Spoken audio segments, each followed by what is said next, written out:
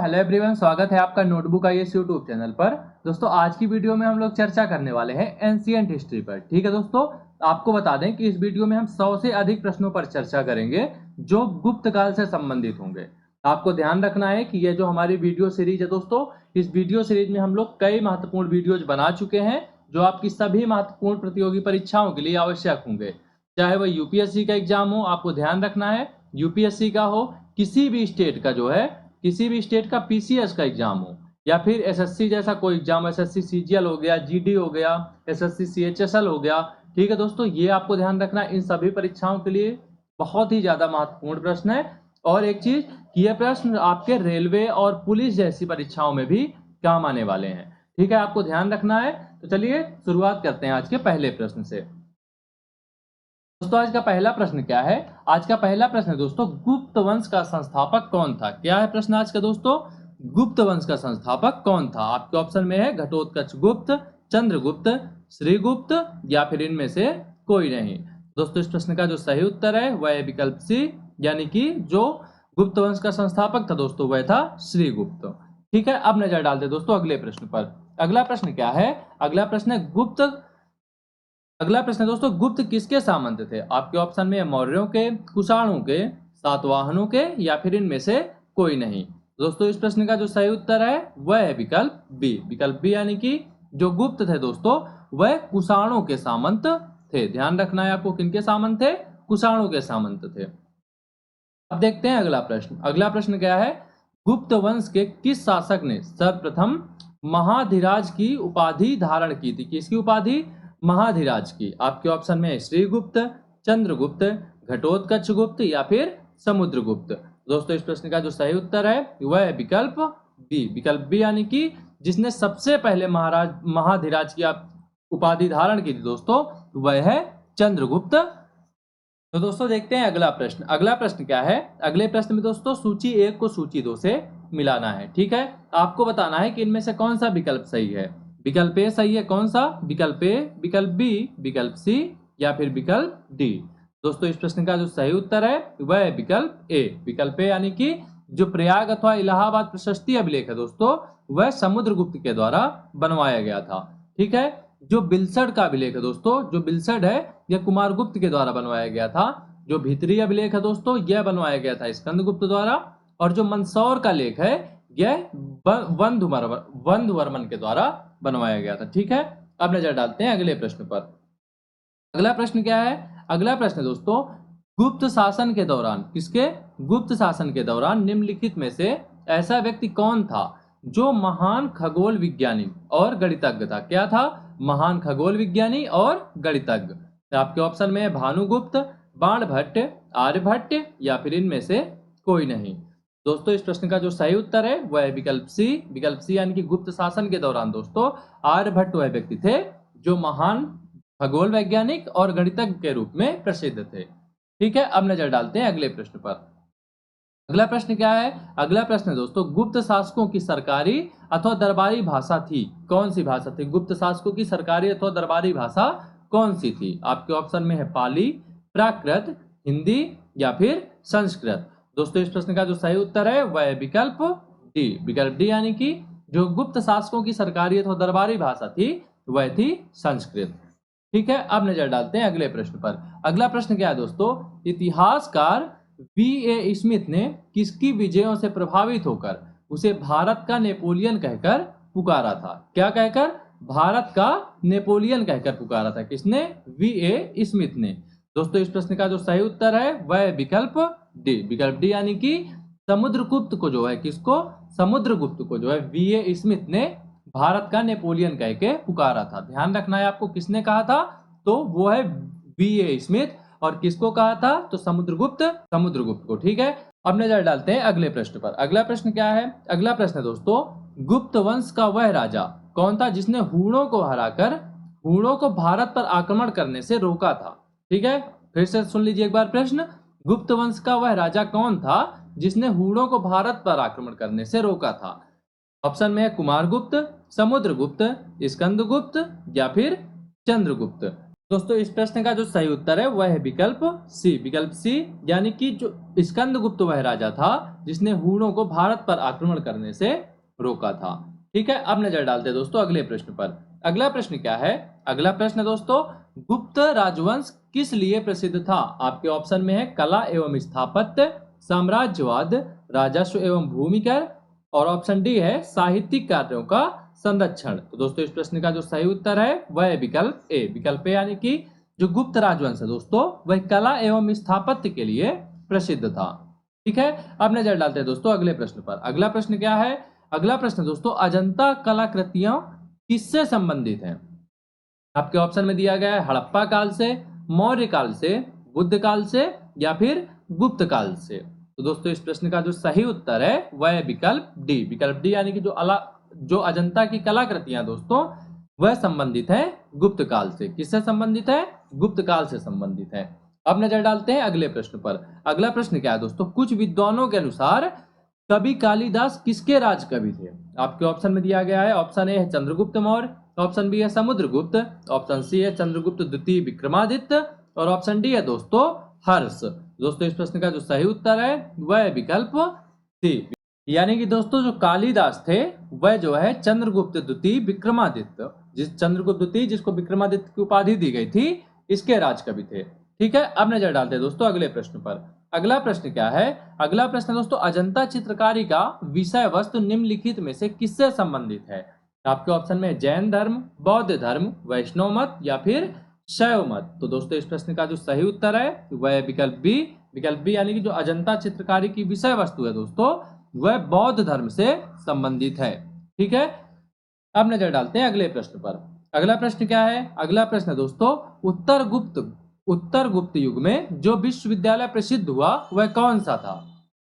आपके ऑप्शन में है कांची, तक्षशिला, नालंदा, या फिर वल्लभी। दोस्तों इस प्रश्न का जो सही उत्तर है वह विकल्प सी, यानी कि उत्तर गुप्त युग में दोस्तों जो विश्वविद्यालय प्रसिद्ध था वह था नालंदा विश्वविद्यालय, जो वर्तमान में बिहार में स्थित है। ठीक है, अब नजर डालते हैं दोस्तों अगले प्रश्न पर। अगला प्रश्न क्या है? अगला प्रश्न दोस्तों, एरण अभिलेख का संबंध किस शासक से है? आपके ऑप्शन में है ब्रह्मगुप्त, चंद्रगुप्त प्रथम, चंद्रगुप्त द्वितीय, या फिर भानुगुप्त। दोस्तों इस प्रश्न का जो सही उत्तर है वह विकल्प डी, यानी कि जो एरण अभिलेख है, कौन सा एरण अभिलेख है दोस्तों, वह भानुगुप्त से संबंधित है। ठीक है, अब नजर डालते हैं अब अगले प्रश्न पर। अगला प्रश्न क्या है? अगला प्रश्न दोस्तों, फाहियान किसके शासनकाल में भारत आया था?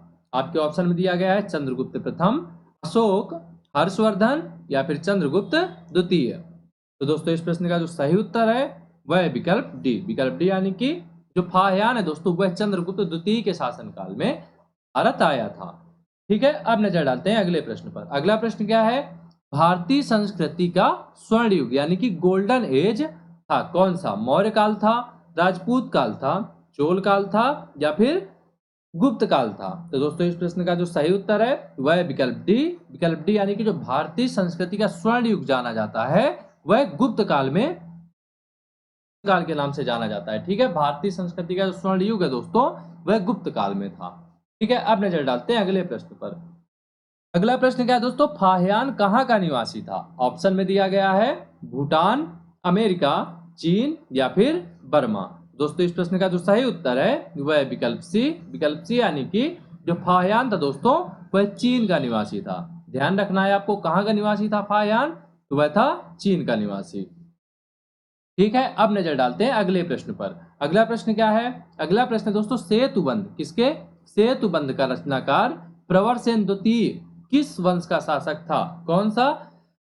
प्रवरसेन द्वितीय। आपके ऑप्शन में दिया गया है शक, ऑप्शन बी है कर्ण, ऑप्शन सी है वाकाटक, और ऑप्शन डी है सातवाहन। दोस्तों इस प्रश्न का जो सही उत्तर है वह विकल्प सी, यानी कि जो प्रवरसेन द्वितीय था दोस्तों वह वाकाटक राजवंश का शासक था। ठीक है, और जो प्रवरसेन द्वितीय दोस्तों आपको ध्यान रखना है किसने सेतुबंध की रचना की थी? किसकी रचना की थी? सेतुबंध की रचना की थी। ठीक है, अब नजर डालते हैं अगले प्रश्न पर। अगला प्रश्न क्या है? अगला प्रश्न दोस्तों, किस गुप्तकालीन शासक को कविराज कहा गया? ऑप्शन में है श्रीगुप्त, चंद्रगुप्त द्वितीय, समुद्रगुप्त, या फिर स्कंदगुप्त। दोस्तों इस प्रश्न का जो सही उत्तर है वह है विकल्प सी। विकल्प सी यानी कि जो समुद्रगुप्त थे दोस्तों, इनको जो है कविराज की संज्ञा दी गई थी। किसको दी गई थी? समुद्रगुप्त को कविराज की संज्ञा। ठीक है, अब नजर डालते हैं अगले प्रश्न पर। अगला प्रश्न क्या है? अगला प्रश्न है दोस्तों, स्कंदगुप्त को किस स्तंभ लेख में सक्रोपम कहा गया है? क्या कहा गया है? सक्रोपम कहा गया है। आपके ऑप्शन में दिया गया है कहोम स्तंभ लेख, ऑप्शन बी है जूनागढ़ अभिलेख, ऑप्शन सी है प्रयाग प्रशस्ति, और ऑप्शन डी है दोस्तों मंदसौर लेख। दोस्तों इस प्रश्न का जो सही उत्तर है वह है विकल्प ए। विकल्प ए यानी कि जो सकोप्रम जो है स्कंदगुप्त को जिस अभिलेख में सकोप्रम कहा गया दोस्तों, वह है कहोम स्तंभ लेख। कौन सा? कहोम स्तंभ लेख। ठीक है, अब नजर डालते हैं दोस्तों अगले प्रश्न पर। अगला प्रश्न क्या है? अगला प्रश्न है श्रीलंका के राजा मेघवर्मन ने किस स्थान पर भगवान बुद्ध का मंदिर बनवाने के लिए समुद्रगुप्त से अनुमति मांगी थी? ऑप्शन में है प्रयाग, बोध गया, कुशीनगर या फिर अमरावती। दोस्तों इस प्रश्न का जो सही उत्तर है वह है विकल्प बी। विकल्प बी यानी कि जो मेघवर्मन है दोस्तों, उन्होंने भगवान बुद्ध की मंदिर बनवाने के लिए समुद्रगुप्त से बोध गया नामक स्थान पर अनुमति मांगी थी कि बोध गया पर भगवान बुद्ध की मूर्ति स्थापित की जा सके। ठीक है, अब नजर डालते हैं अगले प्रश्न पर। अगला प्रश्न क्या है? मंदिर निर्माण कला का जन्म सर्वप्रथम कब हुआ? ऑप्शन में मौर्य काल में, गुप्त काल में, कुषाण काल में या फिर सैंधव काल में। तो इस प्रश्न का भी सही उत्तर है ऑप्शन बी। ऑप्शन बी यानी कि मंदिर निर्माण कला का जन्म सर्वप्रथम गुप्त काल में हुआ था। ठीक है, अब नजर डालते हैं अगले प्रश्न पर। अगला प्रश्न क्या है? अगला प्रश्न दोस्तों, चंद्रगुप्त द्वितीय ने विक्रमादित्य की उपाधि कब धारण की? किसकी उपाधि? विक्रमादित्य की उपाधि। आपके ऑप्शन में है शकों का उन्मूलन करने के बाद, गुप्त सिंहासन पर बैठने के बाद, चांदी के सिक्के जारी करने पर, या फिर उपर्युक्त सभी। दोस्तों इस प्रश्न का जो सही उत्तर है वह है विकल्प ए। विकल्प ए यानी कि जो चंद्रगुप्त द्वितीय दोस्तों, उन्होंने विक्रमादित्य की उपाधि जब धारण की थी तो शकों का उन्मूलन करने के बाद धारण की थी। ठीक है, अब नजर डालते हैं अगले प्रश्न पर। अगला प्रश्न क्या है? गुप्त काल के सर्वाधिक लोकप्रिय देवता कौन थे? गुप्त काल के, ध्यान रखना है आपको, गुप्त काल के सर्वाधिक लोकप्रिय देवता कौन थे? ऑप्शन में दिया गया है शिव, विष्णु, बुद्ध या फिर सूर्य। दोस्तों इस प्रश्न का जो सही उत्तर है वह है विकल्प बी। विकल्प बी यानी कि गुप्त काल के जो सर्वाधिक लोकप्रिय देवता थे वह थे विष्णु। ठीक है, अब नजर डालते हैं अगले प्रश्न पर। अगला प्रश्न क्या है? चंद्रगुप्त द्वितीय ने अपनी किस विजय की खुशी में चांदी के विशेष सिक्के जारी किए? ऑप्शन में दिया गया है बाल्हिक प्रदेश को जीतने के बाद, ऑप्शन बी है हुणों को परास्त करने के बाद, ऑप्शन सी है शकों को पराजित करने के बाद, और ऑप्शन डी है इनमें से कोई नहीं। दोस्तों इस प्रश्न का जो सही उत्तर है वह है विकल्प सी। विकल्प सी यानी कि जो चंद्रगुप्त द्वितीय दोस्तों, उन्होंने शकों को पराजित करने के बाद, जब शकों को उन्होंने पराजित कर दिया था तो इस खुशी में उन्होंने चांदी के विशेष सिक्कों को जारी किया था। ठीक है, अब नजर डालते हैं दोस्तों अगले प्रश्न पर। अगला प्रश्न क्या है? अगला प्रश्न दोस्तों, मेहरौली जो वर्तमान दिल्ली में स्थित है, लौह स्तंभ का निर्माण किस सदी में हुआ था? आपको आपके ऑप्शन में दिया गया है चतुर्थ सदी में, ऑप्शन बी है सप्तम सदी में, ऑप्शन सी है तृतीय सदी में, और ऑप्शन डी है दोस्तों द्वितीय सदी में। दोस्तों इस प्रश्न का जो सही उत्तर है वह है विकल्प ए। विकल्प ए यानी कि जो मेहरौली स्थित लौह स्तंभ है दोस्तों, उसका निर्माण चतुर्थ सदी में हुआ था। कौन सी? चौथी शताब्दी में हुआ था। ठीक है, अब नजर डालते हैं अगले प्रश्न पर। अगला प्रश्न क्या है? अगला प्रश्न दोस्तों, फाहियान और ह्वेनसांग, ठीक है, यहाँ पे डॉट डॉट दिया गया है कि राज्यों को देखा, यानी किसके किसके राज्यों को जो है फाहियान और ह्वेनसांग ने देखा था। आपके ऑप्शन में दिया गया है चंद्रगुप्त मौर्य एवं हर्ष, हर्ष एवं चंद्रगुप्त विक्रमादित्य क्रमशः, और चंद्रगुप्त विक्रमादित्य एवं कृष्णदेवराय क्रमशः, या फिर चंद्रगुप्त विक्रमादित्य एवं हर्षवर्धन क्रमशः। दोस्तों इस प्रश्न का जो सही उत्तर है वह है विकल्प डी। विकल्प डी यानी कि जो फाहियान है दोस्तों, उन्होंने चंद्रगुप्त विक्रमादित्य के राज्यों को देखा था, और ह्वेनसांग जो उसने हर्षवर्धन के राज्य को देखा था। ठीक है, तो आपको ध्यान रखना है कि जो ह्वेनसांग है दोस्तों, वह किसके शासनकाल से संबंधित है? तो वह हर्षवर्धन के शासनकाल से, और जो फाहियान था दोस्तों वह संबंधित है विक्रमादित्य के शासनकाल से। ठीक है, अब नजर डालते हैं अगले प्रश्न पर। अगला प्रश्न क्या है दोस्तों? अगला प्रश्न है धन्वंतरी थे। ऑप्शन में दिया गया है चंद्रगुप्त मौर्य के विख्यात जनरल, ऑप्शन बी है दोस्तों चंद्रगुप्त विक्रमादित्य के राज दरबार के नवरत्न में से एक, जो कि प्रसिद्ध चिकित्सक भी थे। ठीक है, विकल्प सी है हर्ष के समय के एक प्रसिद्ध नाटककार, और विकल्प डी है दोस्तों अशोक के राज दरबार में संगीतज्ञ। दोस्तों इस प्रश्न का जो सही उत्तर है वह है विकल्प बी। विकल्प बी यानी कि जो धन्वंतरी थे दोस्तों, कौन, जो धन्वंतरी थे वह चंद्रगुप्त विक्रमादित्य के राज दरबार के नवरत्न में से एक थे, जो कि प्रसिद्ध चिकित्सक भी थे। क्या थे? प्रसिद्ध चिकित्सक भी थे। कौन? धन्वंतरी। ठीक है, अब नजर डालते हैं अगले प्रश्न पर। अगला प्रश्न क्या है? अगला प्रश्न है दोस्तों गुप्तकालीन शासन प्रणाली किस प्रकार की थी? आपके ऑप्शन में है राजतंत्रात्मक, लोकतंत्रात्मक, गणतंत्रात्मक, या फिर ऑप्शन डी है इनमें से कोई नहीं। तो दोस्तों इस प्रश्न का जो सही उत्तर है वह है विकल्प ए। विकल्प ए यानी कि जो गुप्त काल की शासन प्रणाली थी दोस्तों वह कौन सी थी? वह थी राजतंत्रात्मक शासन प्रणाली। कौन सी? राजतंत्रात्मक शासन प्रणाली। हम नजर डालते हैं अगले प्रश्न पर। अगला प्रश्न क्या है? फाहियान द्वारा रचित ग्रंथ फोकुओ की, ठीक है, क्या है? फोकुओ की में निम्न में से किसका विवरण नहीं मिलता है? ऑप्शन में है बौद्ध धर्म के सिद्धांतों का, ऑप्शन बी है बौद्ध राज्यों का, ऑप्शन सी है गौतम बुद्ध के उपदेशों का, और ऑप्शन डी है दोस्तों बौद्ध मंदिरों, स्तूपों एवं विहारों का। तो दोस्तों इस प्रश्न का जो सही उत्तर है वह विकल्प ए।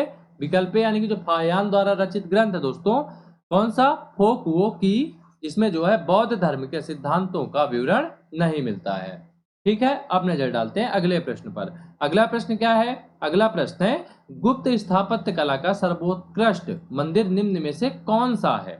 आपके ऑप्शन में भीतरगांव का मंदिर, देवगढ़ का दशावतार मंदिर, ऑप्शन सी है भूमरा का शिव मंदिर, या फिर ऑप्शन डी है तिगवा का विष्णु मंदिर।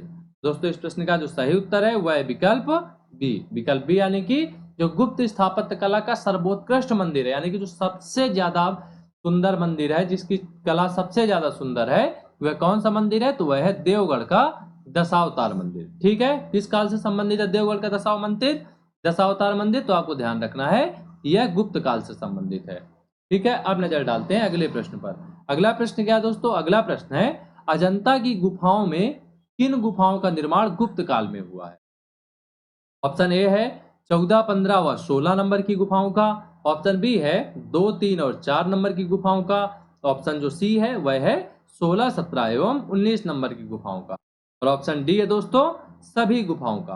तो आप इस प्रश्न का जो सही उत्तर है वह है विकल्प सी। विकल्प सी यानी कि जो अजंता की गुफाओं में जो निर्माण हुआ था गुप्त काल में, वह गुफाएं हैं 16, 17 और 19 नंबर की। ठीक है, अब नजर डालते हैं अगले प्रश्न पर। अगला प्रश्न क्या है? अगला प्रश्न दोस्तों अमरकोश के लेखक अमर सिंह किस शासक के दरबार से जुड़े थे?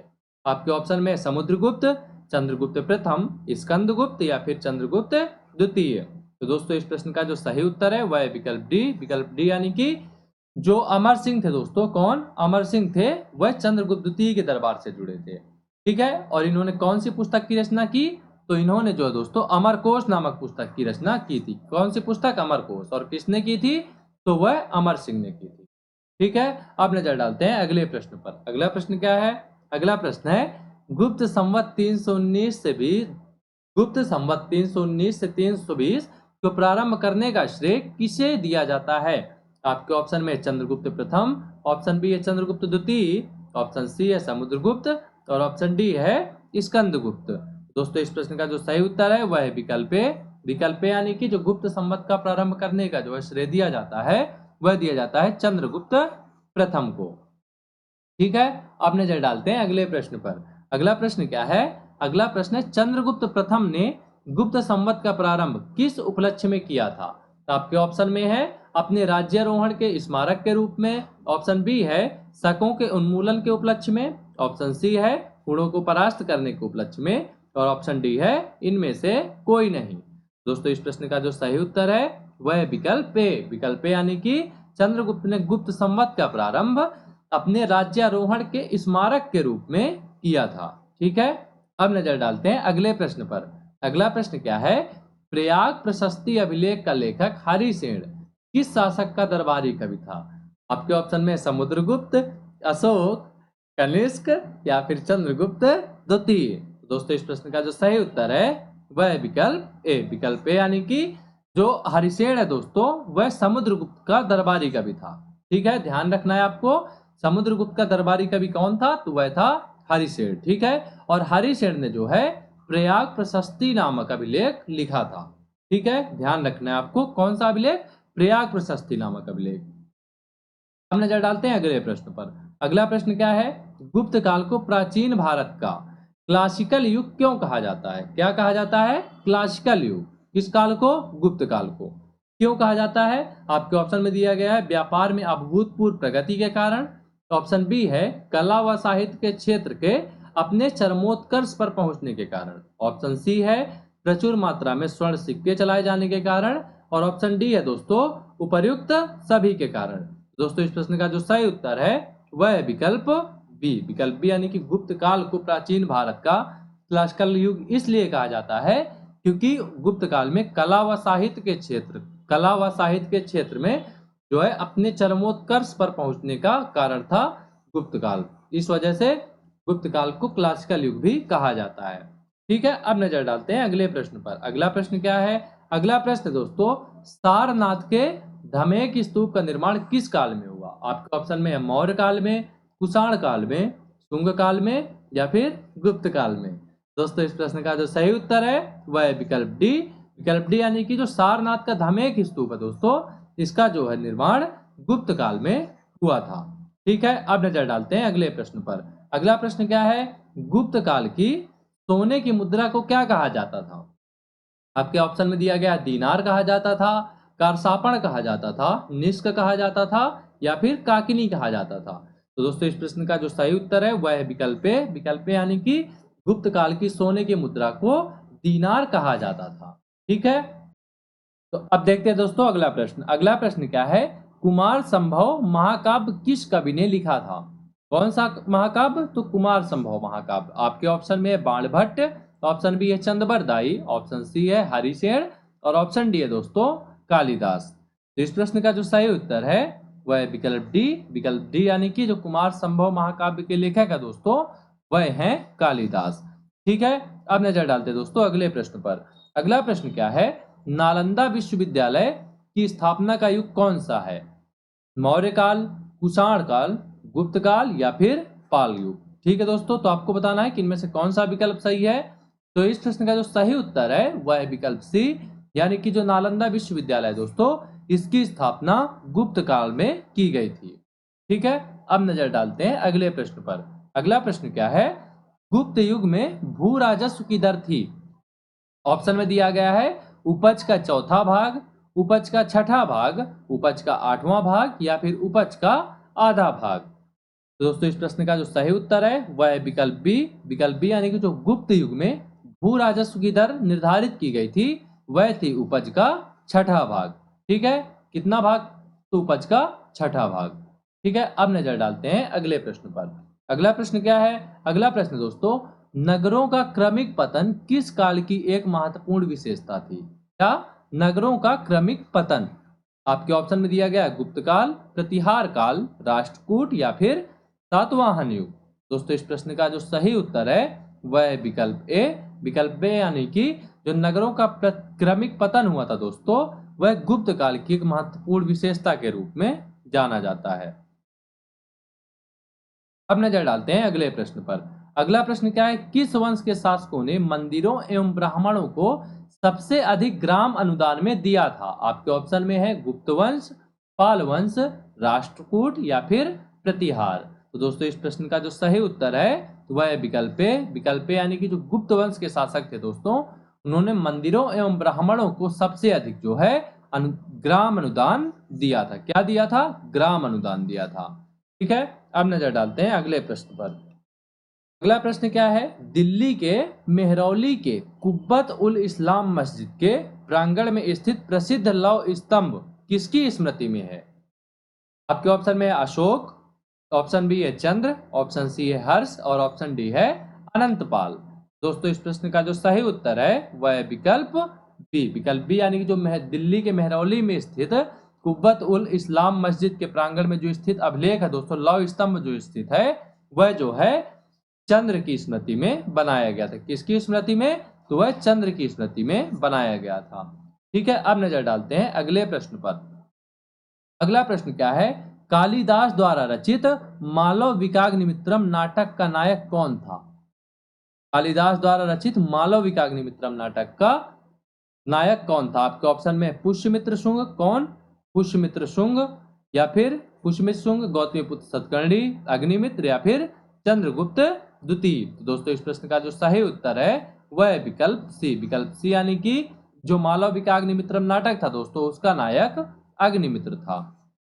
ठीक है, और मालविकाग्निमित्रम के जो रचयिता थे वह कौन थे? तो वह थे कालिदास।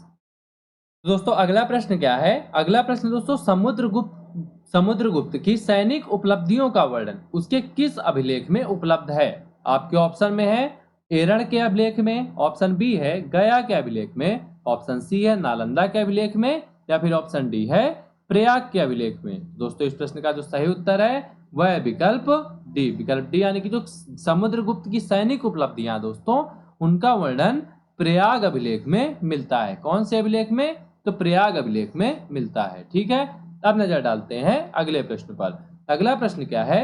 निम्न में से किस काल में स्त्रियों की पुरुषों से बराबरी थी? ये विशेष प्रश्न हो सकता है आप सभी के लिए। कौन सा प्रश्न? स्त्रियों की पुरुषों से बराबरी थी किस काल में? आपके ऑप्शन में है गुप्त काल, मौर्य काल, चोल काल, या फिर इनमें से किसी में भी नहीं थी। दोस्तों इस प्रश्न का जो सही उत्तर है वह विकल्प ए। विकल्प यानी कि गुप्त काल में जो है दोस्तों स्त्रियों को पुरुषों के समान दर्जा दिया गया था। ठीक है, अब नजर डालते हैं अगले प्रश्न पर। अगला प्रश्न क्या है? अगला प्रश्न है कौन सा राजवंश हूणों के आक्रमण से अत्यंत विचलित हुआ? किसके आक्रमण से? हूणों के आक्रमण से अत्यंत विचलित हुआ। आपके ऑप्शन में मौर्य, कुषाण, गुप्त, या फिर शुंग राजवंश। दोस्तों इस प्रश्न का जो सही उत्तर है वह है विकल्प सी। विकल्प सी यानी कि जो हूणों के आक्रमण से सबसे अत्यधिक परेशान हुआ था राजवंश, वह कौन सा राजवंश था? तो वह था गुप्त राजवंश। ठीक है, अब नजर डालते हैं अगले प्रश्न पर। अगला प्रश्न क्या है दोस्तों? अगला प्रश्न है निम्नलिखित में से कौन सा नाटक कालिदास ने नहीं लिखा था? ध्यान रखना है आपको, कौन सा नहीं लिखा, आपको बताना है कि कालिदास ने नहीं लिखा था। ठीक है, ऑप्शन में है मालविकाग्निमित्रम, ऑप्शन बी है अभिज्ञान शाकुंतलम, ऑप्शन सी है विक्रमोर्वशीयम, और ऑप्शन डी है जानकी हरण। दोस्तों इस प्रश्न का जो सही उत्तर है वह है विकल्प डी। विकल्प डी यानी कि जो जानकी हरण है दोस्तों इस नाटक की रचना कालिदास ने नहीं की थी।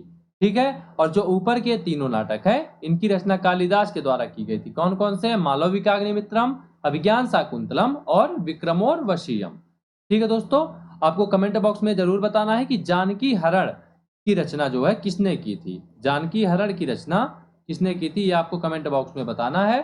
ठीक है, अब चलते हैं अगले प्रश्न की ओर। अगला प्रश्न क्या है? अगला प्रश्न दोस्तों अजंता गुफाओं के सरीखी अथवा जैसी गुफाएं मध्य प्रदेश में कहाँ हैं? आपके ऑप्शन में बाघ यानी कि धार में, ऑप्शन बी है उदयगिरी अथवा विदिशा में, ऑप्शन सी है मांडू में, या फिर ऑप्शन डी है कहीं भी नहीं। दोस्तों इस प्रश्न का जो सही उत्तर है वह है विकल्प ए। विकल्प यानी कि जो अजंता गुफाओं के जैसी गुफाएं हैं वह मध्य प्रदेश के बाघ अथवा धार नामक स्थान पर स्थित हैं। ठीक है, अब नजर डालते हैं अगले प्रश्न पर। अगला प्रश्न क्या है? गुप्त वंश ने, क्या है अगला प्रश्न? गुप्त वंश ने, यहाँ पे डैश डॉट डॉट दिया गया है, डॉट डॉट है, अवधि में शासन किया था। आपके ऑप्शन में दिया गया 319 से 500 ईस्वी, 319 से 371 ईस्वी, 325 से 375 ईस्वी, या फिर 566 से 597 ईस्वी। दोस्तों इस प्रश्न का जो सही उत्तर है वह है विकल्प ए। विकल्प ए यानी कि जो गुप्त वंश है दोस्तों उसने 319 से 500 ईस्वी तक जो है भारत में शासन किया था। यानी कि कितने वर्ष तक शासनकाल रहा गुप्त वंश का? तो गुप्त वंश का जो शासनकाल था दोस्तों वह था 181 वर्ष। ठीक है, अब नजर डालते हैं अगले प्रश्न पर। अगला प्रश्न क्या है दोस्तों? अगला प्रश्न है बाल विवाह की प्रथा आरंभ हुई। आपको बताना है कि बाल विवाह की प्रथा कब आरंभ हुई थी। ठीक है, आपके ऑप्शन में मौर्य काल में, कुषाण काल में, गुप्त काल में, या फिर हर्षवर्धन के काल में। दोस्तों इस प्रश्न का जो सही उत्तर है वह है विकल्प सी। विकल्प सी यानी कि दोस्तों बाल विवाह की जो प्रथा का आरंभ हुआ था वह हुआ था दोस्तों गुप्त काल में। ठीक है, अब नजर डालते हैं अगले प्रश्न पर। अगला प्रश्न क्या है दोस्तों? अगला प्रश्न है सोने के सर्वाधिक सिक्के किस काल में जारी किए गए थे? सोने के सर्वाधिक सिक्के किस काल में जारी किए गए थे? आपके ऑप्शन में कुषाण काल में, गुप्त काल में, मौर्य काल में, या फिर हिंद यवन काल में। तो दोस्तों इस प्रश्न का जो सही उत्तर है वह विकल्प बी, विकल्प बी यानी कि दोस्तों जो गुप्त काल था इस काल में सोने के सर्वाधिक सिक्के जारी किए गए थे। ठीक है, अब नजर डालते हैं अगले प्रश्न पर। अगला प्रश्न क्या है दोस्तों? अगला प्रश्न है यूरोपीय भाषा में अनुदित अथवा अनुवादित प्रथम भारतीय ग्रंथ कौन सा है? आपको बताना है कि यूरोपीय भाषा में सबसे पहली बार जिसका अनुवाद किया गया था वह भारतीय ग्रंथ कौन सा है? आपके ऑप्शन में भगवत गीता, ऑप्शन बी है अभिज्ञान शाकुंतलम, ऑप्शन सी है कुमार संभवम और ऑप्शन डी है कामसूत्र। तो दोस्तों इस प्रश्न का जो सही उत्तर है वह है विकल्प बी, विकल्प बी यानी कि दोस्तों जो यूरोपीय भाषा में सबसे पहले भारतीय ग्रंथ का अनुवाद किया गया था वह है अभिज्ञान शाकुंतलम, यानी कि अभिज्ञान शाकुंतलम का सर्वप्रथम यूरोपीय भाषा में अनुवाद किया गया था। दोस्तों आपको एक चीज और बतानी है कमेंट बॉक्स में कि जो कामसूत्र है दोस्तों इसके रचनाकार कौन थे, इसके रचयिता कौन थे? क्या है? कामसूत्र के रचयिता कौन थे? आपको बताना है कमेंट बॉक्स में। ठीक है, अब नजर डालते हैं अगले प्रश्न पर। अगला प्रश्न क्या है? अगला प्रश्न दोस्तों सती प्रथा का, किसका? सती प्रथा का पहला उल्लेख कहां से मिलता है? आपके ऑप्शन में भीतरगांव लेख से, ऑप्शन बी है बिलसद स्तंभ लेख से, ऑप्शन सी है एरड़ अभिलेख से और ऑप्शन डी है भीतरी स्तंभ लेख से। दोस्तों इस प्रश्न का जो सही उत्तर है वह है विकल्प सी, विकल्प सी यानी कि सती प्रथा का जो उल्लेख है दोस्तों वो सबसे पहले मिलता है एरड़ अभिलेख से। ठीक है, ध्यान रखना है आपको कहां से मिलता है? एरड़ अभिलेख से सती प्रथा का उल्लेख जो है मिलता है। ठीक है, अब नजर डालते हैं अगले प्रश्न पर। अगला प्रश्न क्या है? अगला प्रश्न है गुप्त वंश के निम्नलिखित शासकों को क्रम से लगाना है। ठीक है, दिया गया है चंद्रगुप्त प्रथम का नाम दिया गया है, समुद्रगुप्त का नाम दिया गया है, चंद्रगुप्त द्वितीय का नाम दिया गया है और स्कंदगुप्त का नाम दिया गया है। ठीक है दोस्तों, तो आपको बताना है कि इनमें से कौन सा विकल्प सही है। ठीक है दोस्तों, ध्यान रखना है कौन सा विकल्प सही है। विकल्प ए यानी कि 1 4 3 2, विकल्प बी 2 1 3 4, विकल्प सी 1 3 4 2 और विकल्प डी 1 2 3 और 4। दोस्तों इस प्रश्न का जो सही उत्तर है वह है विकल्प डी, विकल्प डी यानी कि जो ये सही क्रम है दोस्तों इसका वह है 1 2 3 4, यानी कि जो सबसे पहले शासक थे गुप्त वंश में जो इस सूची में जो दिए गए हैं इसमें से सबसे पहले हैं चंद्रगुप्त प्रथम, फिर समुद्रगुप्त, उसके बाद चंद्रगुप्त द्वितीय और उसके बाद स्कंदगुप्त। ठीक है, अब नजर डालते हैं अगले प्रश्न पर। अगला प्रश्न क्या है? अगला प्रश्न है गुप्तकालीन सिक्कों का सबसे बड़ा ढेर कहां से प्राप्त हुआ है? आपके ऑप्शन में दिया गया है बयाना यानी कि भरतपुर, ऑप्शन बी है देवगढ़ अथवा झांसी, ऑप्शन सी है भूमरा यानी कि मध्य प्रदेश में स्थित है, तिगुआ मध्य प्रदेश। तो इस प्रश्न का जो सही उत्तर है दोस्तों वह है विकल्प ए, विकल्प ए यानी कि जो गुप्तकालीन सिक्कों का सबसे बड़ा ढेर है दोस्तों वह बयाना भरतपुर से प्राप्त हुआ है। ठीक है, कहां से प्राप्त हुआ है? तो बयाना भरतपुर से प्राप्त हुआ है। ठीक है, अब नजर डालते हैं अगले प्रश्न पर। अगला प्रश्न क्या है? किस गुप्त शासक को नालंदा विश्वविद्यालय का संस्थापक माना जाता है? आपके ऑप्शन में दिया गया है कुमारगुप्त प्रथम, ऑप्शन बी है स्कंदगुप्त, ऑप्शन सी है समुद्रगुप्त, ऑप्शन डी है चंद्रगुप्त प्रथम। तो दोस्तों इस प्रश्न का जो सही उत्तर है वह है विकल्प ए, विकल्प ए यानी कि जो नालंदा विश्वविद्यालय का, कौन सा विश्वविद्यालय का? नालंदा विश्वविद्यालय का जो संस्थापक था दोस्तों उसका कौन था? वह था कुमार गुप्त। दोस्तों एक चीज और आपको कमेंट बॉक्स में बतानी है, जो नालंदा विश्वविद्यालय का अतिक्रमण करता था, नालंदा विश्वविद्यालय का जो अतिक्रमण करता था दोस्तों वह कौन था? ठीक है, नालंदा विश्वविद्यालय का अतिक्रमण जो है किस शासक ने किया था? ठीक है, अब नजर डालते हैं दोस्तों अगले प्रश्न पर। अगला प्रश्न क्या है? अगला प्रश्न है इसमें जो है अगले प्रश्न में क्या है? कथन यानी कि असर्शन और कारण दिए गए हैं, कथन और रीजनिंग दी गई है। ठीक है, यानी कि प्राचीन भारत में कथन क्या है? प्राचीन भारत में सामंती व्यवस्था यानी कि फेडरल सिस्टम का अभ्युदय सैनिक अभियानों में देखा जा सकता था। कारण है इसका जो रीजनिंग दी गई है गुप्त काल में सामंती व्यवस्था का पर्याप्त विस्तार हुआ था। ठीक है दोस्तों, तो जो आपको बताना है कि कौन सा विकल्प सही है, विकल्प ए, विकल्प बी, विकल्प सी या फिर विकल्प डी। तो दोस्तों इस प्रश्न का जो सही उत्तर है वह है विकल्प बी, विकल्प बी यानी कि ए तथा आर दोनों सही है, यानी कि जो असर्शन और रीजनिंग है वह दोनों सही है। यानी कि प्राचीन भारत में सामंती व्यवस्था का अभ्युदय सैनिक अभियानों में देखा जा सकता है, यह बिल्कुल सही है। दूसरा जो कथन दिया गया है गुप्त काल में सामंती व्यवस्था का पर्याप्त विस्तार हुआ था, यह कथन भी सही है। ठीक है, लेकिन जो रीजनिंग है वह असर्शन की सही व्याख्या नहीं करती है।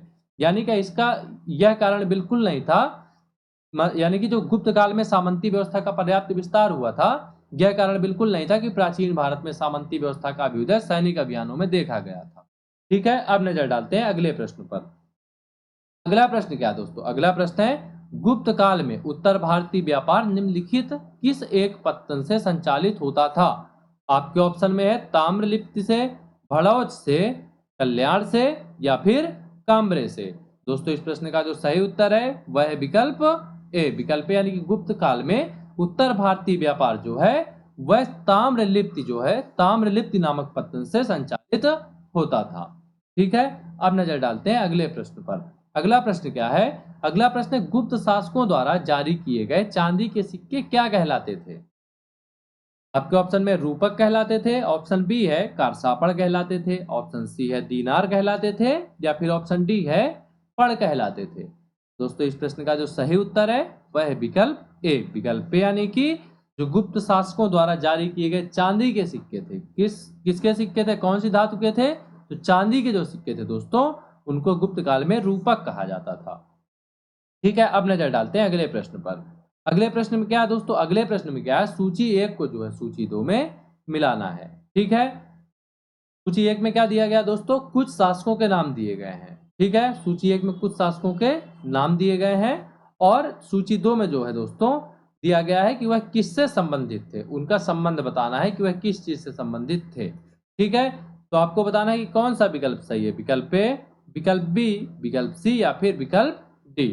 दोस्तों इस प्रश्न का जो सही उत्तर है वह विकल्प सी। विकल्प सी यानी कि दोस्तों जो विशाख दत्त है, यह नाटक है, जो वराह मिहिर है दोस्तों, यह जो है किससे संबंधित है? वराह मिहिर, तो यह जो है दोस्तों खगोल विज्ञान से संबंधित है। जो चरक है दोस्तों, चरक संहिता है, यह चिकित्सा शास्त्र से संबंधित है। जो ब्रह्मगुप्त है दोस्तों, यह जो है गणित से संबंधित है। ठीक है, अब नजर डालते हैं अगले प्रश्न पर। अगला प्रश्न क्या है? अगला प्रश्न दोस्तों, चंद्रगुप्त द्वितीय के काल में, किसके काल में? चंद्रगुप्त द्वितीय के काल में विद्या, कला व साहित्य का महान केंद्र कौन सा था? आपके ऑप्शन में दिया गया है दोस्तों धारवाड़, वाराणसी, उज्जैन, या फिर विदिशा। तो दोस्तों इस प्रश्न का जो सही उत्तर है वह है विकल्प सी, यानी कि जो चंद्रगुप्त द्वितीय के काल में जो शासन काल में विद्या, कला व साहित्य का सबसे महान केंद्र था वह था दोस्तों उज्जैन। कौन सा था? उज्जैन था। किसके शासन काल में था? तो चंद्रगुप्त मौर्य के शासन काल में था, यानी कि चंद्रगुप्त द्वितीय के शासन काल में था, सॉरी। ठीक है, अब नजर डालते हैं अगले प्रश्न पर। अगला प्रश्न क्या है? कालिदास की किस कृति की गिनती विश्व की 100 प्रसिद्ध साहित्यिक कृतियों में होती है? आपके ऑप्शन में ऋतु संहार, मेघदूतम, अभिज्ञान शाकुंतलम, या फिर कुमार संभवम। दोस्तों इस प्रश्न का जो सही उत्तर है वह है विकल्प सी, यानी कि जो कालिदास द्वारा लिखित जो है रचित अभिज्ञान शाकुंतलम नाटक है दोस्तों, इसकी जो है विश्व की 100 प्रसिद्ध साहित्यिक कृतियों में होती है। कौन सी है? तो कालिदास की जो अभिज्ञान शाकुंतलम है। ठीक है, अब नजर डालते हैं अगले प्रश्न पर। अगला प्रश्न क्या है? वर्तमान गणित में, किसमें? वर्तमान गणित में दशमलव प्रणाली आविष्कार का श्रेय निम्न में से किस युग को है?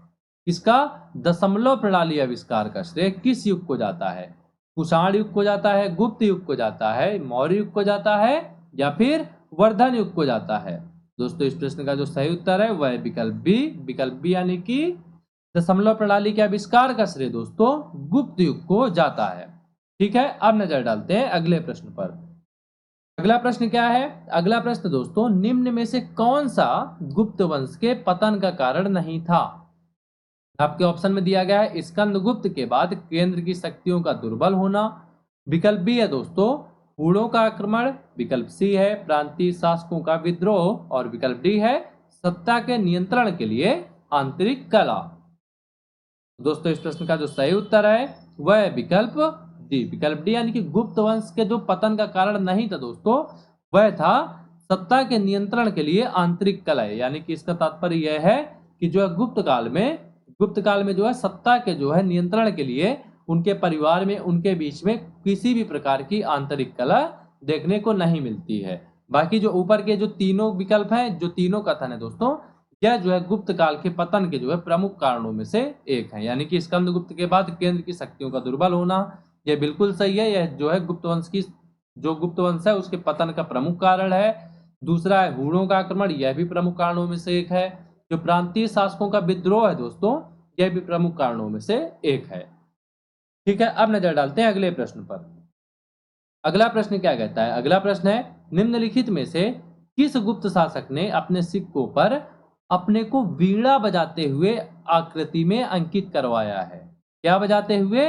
वीणा बजाते हुए। आपके ऑप्शन में चंद्रगुप्त प्रथम, समुद्रगुप्त, चंद्रगुप्त द्वितीय या फिर स्कंदगुप्त। दोस्तों इस प्रश्न का जो सही उत्तर है वह है विकल्प बी। विकल्प बी यानी कि जो गुप्त शासक समुद्रगुप्त था दोस्तों, उसने अपने सिक्कों पर स्वयं को वीणा बजाते हुए आकृति में अंकित करवाया था। किसने करवाया था? समुद्रगुप्त ने।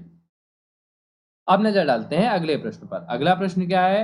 वह भारतीय विद्वान कौन था जिसने गणित को एक पृथक विषय के रूप में स्थापित किया? वह भारतीय विद्वान कौन था?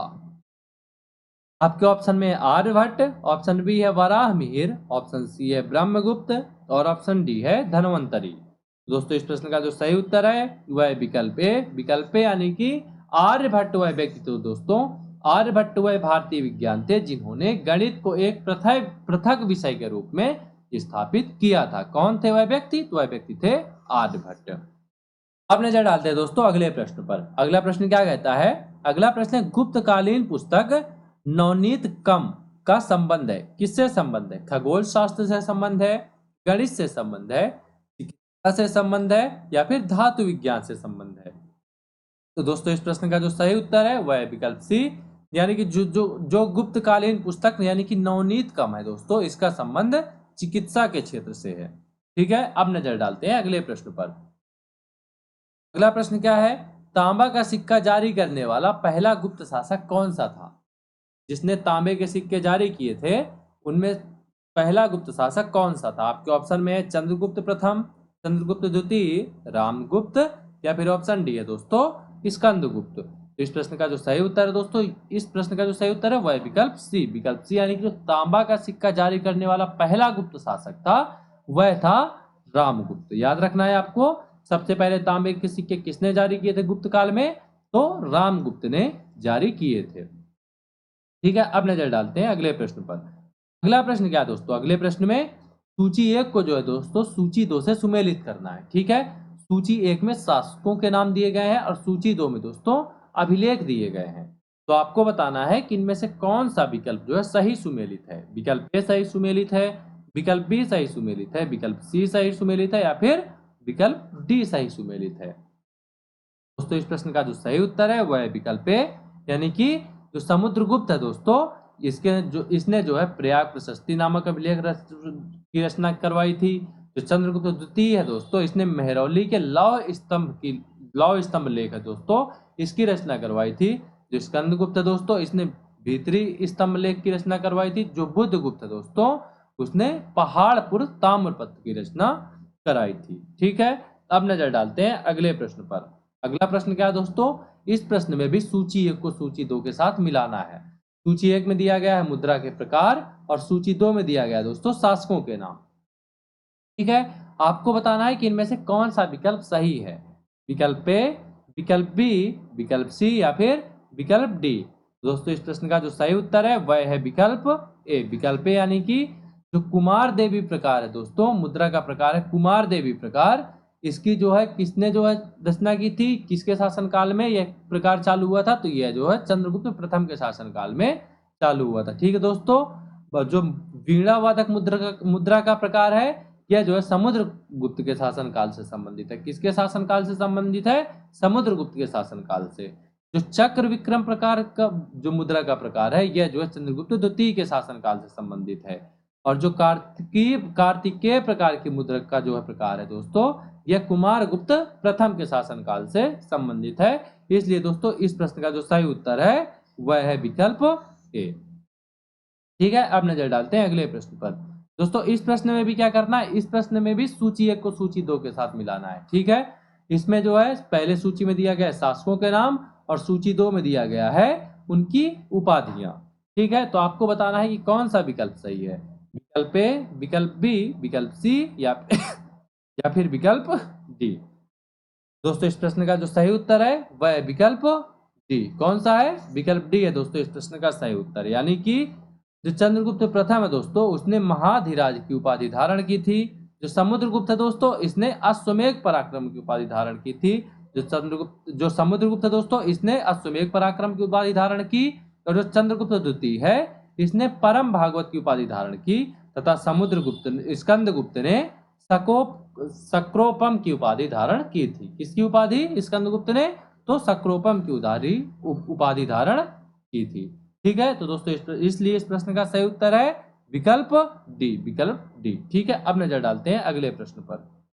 तो चलिए दोस्तों अब देखते हैं अगला प्रश्न। अगला प्रश्न क्या है? अगले प्रश्न में भी दोस्तों सूची 1 को सूची 2 से सुमेलित करना है। ठीक है, सूची 1 में शासक दिए गए हैं और सूची 2 में उनकी पत्नियों के नाम दिए गए हैं।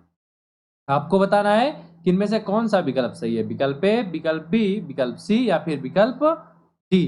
दोस्तों इस प्रश्न का जो सही उत्तर है वह है विकल्प ए। विकल्प ए यानी कि दोस्तों जो चंद्रगुप्त प्रथम है दोस्तों उनकी पत्नी का नाम था कुमार देवी। यानी कि जो कुमार देवी थी दोस्तों यह लिच्छवी की राजकुमारी थी। जो लिच्छवी के राज नरेश थे यह उनकी पुत्र थी कुमार देवी। ठीक है, जो रामगुप्त है दोस्तों इनकी पत्नी का नाम था ध्रुव देवी। जो समुद्रगुप्त है दोस्तों इनकी पत्नी का नाम था दत्ता देवी। और जो रुद्रसेन द्वितीय हैं इनकी पत्नी का नाम था दोस्तों प्रभावती। क्या नाम था? प्रभावती। ठीक है, अब चलते हैं दोस्तों अगले प्रश्न की ओर। अगला प्रश्न क्या है? अगला प्रश्न है किस गुप्त शासक के दक्षिणा पथ में स्थित 12 राज्यों पर धर्म विजय की? किस गुप्त शासक ने दक्षिणा पथ में स्थित 12 राज्यों पर धर्म विजय की थी? आपके ऑप्शन में चंद्रगुप्त प्रथम ने, समुद्रगुप्त ने, चंद्रगुप्त द्वितीय ने या फिर स्कंदगुप्त ने। दोस्तों इस प्रश्न का जो सही उत्तर है वह है विकल्प बी। विकल्प बी यानी कि जो है समुद्रगुप्त वह ऐसा व्यक्ति था जिसने दक्षिणा पथ में स्थित 12 राज्यों पर धर्म विजय की थी। दोस्तों एक चीज आपको प्रश्न कमेंट बॉक्स में बताना है वह यह है कि दक्षिणा पथ में स्थित वह 12 राज्य कौन से थे जिनपे जो है समुद्रगुप्त ने विजय स्थापित की थी, धर्म विजय प्राप्त की थी। वह कौन से राज्य थे? ठीक है, अब नजर डालते हैं दोस्तों अगले प्रश्न पर। अगला प्रश्न क्या है? अगला प्रश्न दोस्तों सरवरा जो छेता यानी कि सभी राजाओं को उखाड़ फेंकने वाला क्या है? सरवरा जो छेता जो सभी राजाओं को उखाड़ फेंकने वाला की उपाधि किसने धारण की थी? आपके ऑप्शन में चंद्रगुप्त प्रथम, चंद्रगुप्त द्वितीय, समुद्रगुप्त या फिर स्कंदगुप्त। तो दोस्तों इस प्रश्न का जो सही उत्तर है वह है विकल्प सी। विकल्प सी यानी कि सरवरा जो छेता की उपाधि है दोस्तों यह धारण की थी समुद्रगुप्त ने। ठीक है, अब नजर डालते हैं अगले प्रश्न पर।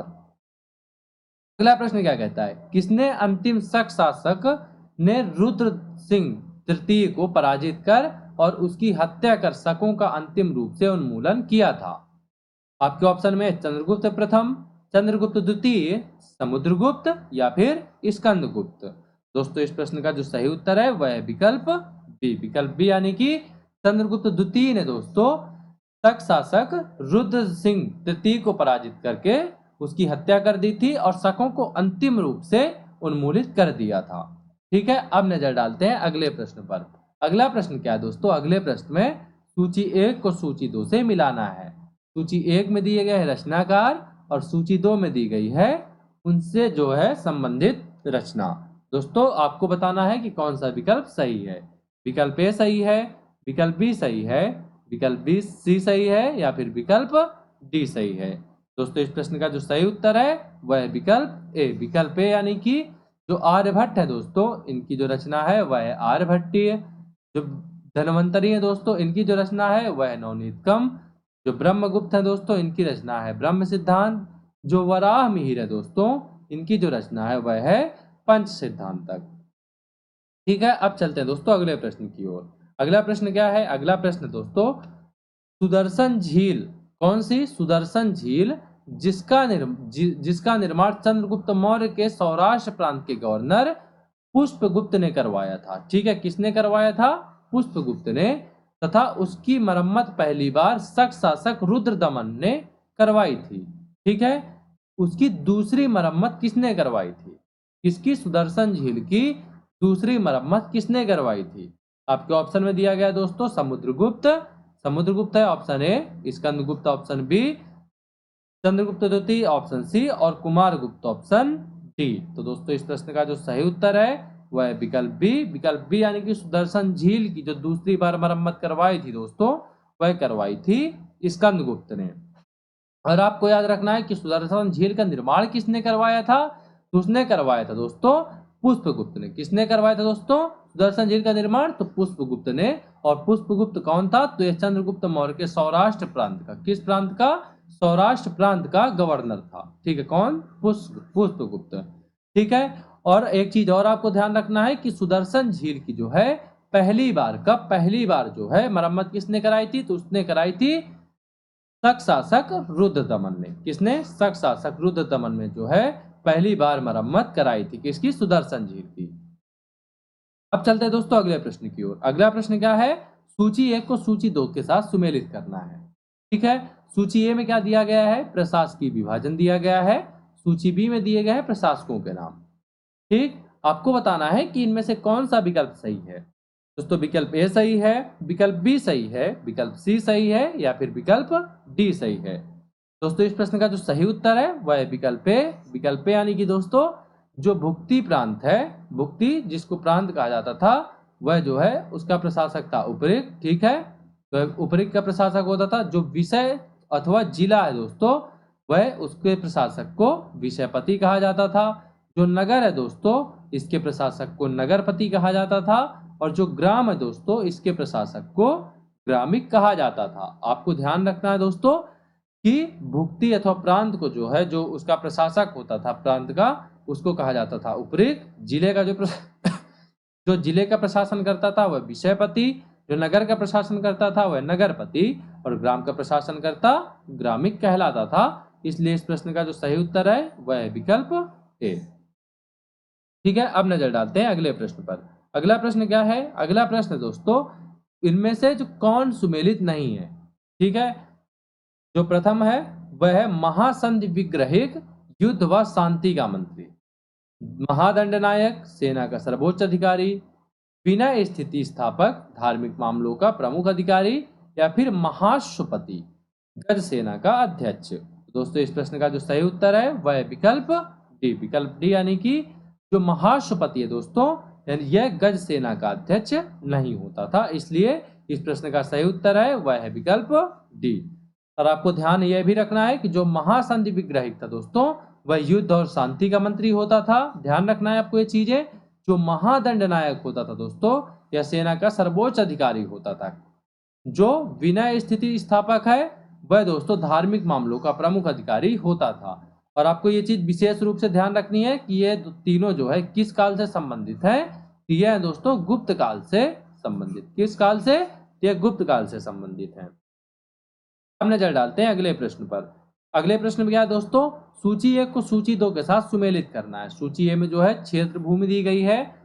ठीक है दोस्तों, आपको सूची 2 के साथ इसको सुमेलित करना है। तो आपको बताना है दोस्तों कि इनमें से कौन सा विकल्प सही है।